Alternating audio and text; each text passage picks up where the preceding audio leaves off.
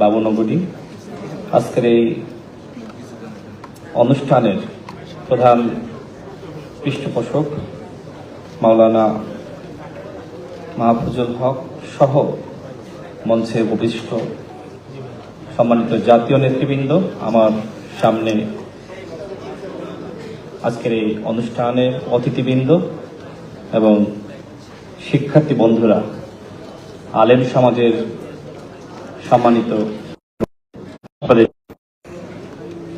আমি যখন জন্ম নিই আমার মায়ের পেটে, আমার মা আমাকে একটি গল্প তিনি স্বপ্ন দেখেছিলেন যে আমি পাগড়ি পরিহিত একজন আলেম হিসেবে জন্ম পেতে যাচ্ছি। আমার মায়ের স্বপ্ন ছিল আমাকে একজন আলেম বানাবে, কিন্তু আসলে সেই স্বপ্ন পূরণ হয়নি। আমি আপনাদের মতন মাদ্রাসায় পড়ার সুযোগ পাইনি, আমি জেনারেল লাইনে পড়াশোনা করেছি। তারপরেও এই যে আমার মা স্বপ্ন দেখেছিলেন যে একজন পাগড়ি পরিহিত আলেম হিসেবে আমি তার পেটে অবস্থান করছি। এই স্বপ্ন আমাকে সবসময় একটা আফসোসের মধ্যে রেখেছে যে আমি আপনাদের মতন সৌভাগ্যবান না। আপনারা এখানে আমার সামনে যারা আছেন, মঞ্চে যারা আছেন, আপনারা সমাজের সব থেকে সম্মানিত ব্যক্তি। আপনারা ইসলাম কায়েমে আপনারা কাজ করে যাচ্ছেন।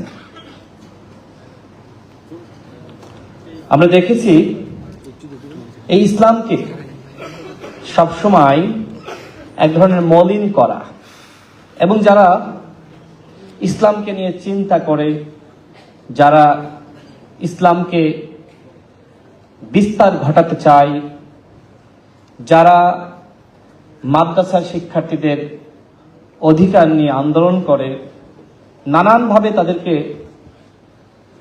দমন করার চেষ্টা করা হয়েছে, তাদেরকে দাবিয়ে রাখার চেষ্টা করা হয়েছে। তার উপরেও কি সম্ভবপর হয়েছে?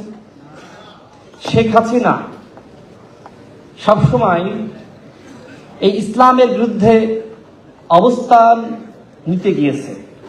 হাসিনার যে পতন হয়েছে, এই পতনের অন্যতম কারণ হলো শাপলা চত্বরে হেফাজতের নেতাকর্মীদের উপরে হত্যাযজ্ঞ চালানো। হাসিনার যে পতন হয়েছে, সে যে আলেম বিদ্বেষী ছিল, মাদ্রাসার শিক্ষার্থীদের প্রতি তার যে ক্ষোভ, তার যে বিদ্বেষ, একমাত্র এই ইসলাম বিদ্বেষী হওয়ার কারণে হাসিনার পতন হয়েছে। এদেশে কেউ কখনো ইসলামের বিরুদ্ধে গিয়ে, ইসলামের বিপক্ষে অবস্থান নিয়ে রাজনীতি করতে পারে নাই।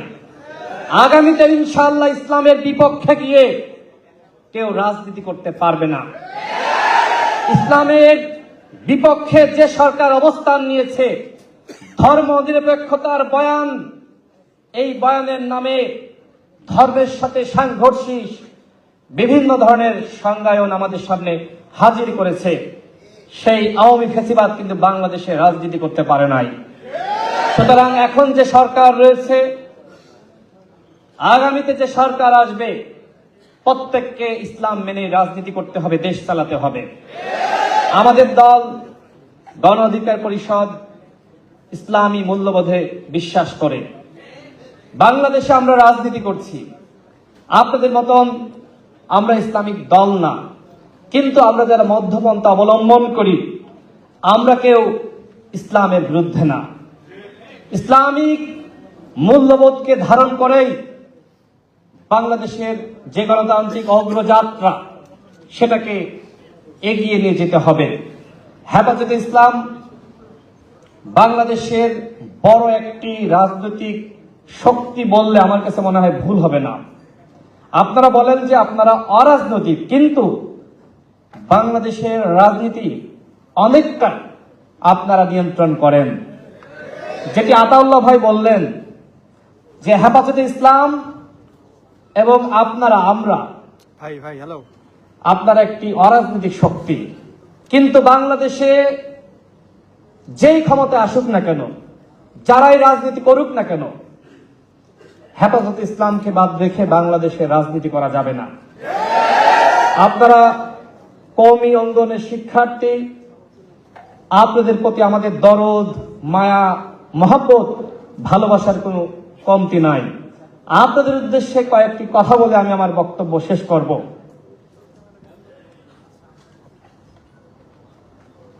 আমি আপনাদের উদ্দেশ্যে বলতে চাই,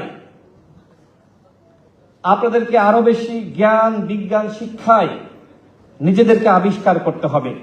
আমরা চাই আলেমরা এদেশের নেতৃত্বে আসুক, আলেমরা এদেশ পরিচালনায় সুযোগ পাক। আমরা দেখেছি যে আলেমদেরকে নানানভাবে দমন পীড়ন করা হয়েছে, তারপরেও আপনারা কখনোই থেমে যাননি। এই গণঅভ্যুত্থানে আমরা দেখেছি যাত্রাবাড়িতে ওই অঞ্চলের মাদ্রাসা শিক্ষার্থীরা কিভাবে আওয়ামী ফ্যাসিবাদের বিরুদ্ধে লড়াই করেছিল। এই গণঅভ্যুত্থানে অসংখ্য মাদ্রাসা শিক্ষার্থী শহীদ হয়েছে, আলেম ওলামা শহীদ হয়েছে, কিন্তু আজকে অত্যন্ত দুঃখজনক যে মাদ্রাসা শিক্ষার্থীদের অবদান, আলেম সমাজের অবদান, সেইটাকে তুলে ধরা হচ্ছে না। অন্তর্বর্তীকালীন সরকারের কাছে আমার আহ্বান থাকবে, কতজন মাদ্রাসা শিক্ষার্থী জীবন দিয়েছে, কতজন আক্রান্ত হয়েছে, তাদের একটি তালিকা তৈরি করুন এবং শাপলা চত্বরে আওয়ামী ফ্যাসিবাদ যে গণহত্যা চালিয়েছিল সেই গণহত্যার বিচার কিন্তু আজও হয় নাই। কতজন শহীদ হয়েছে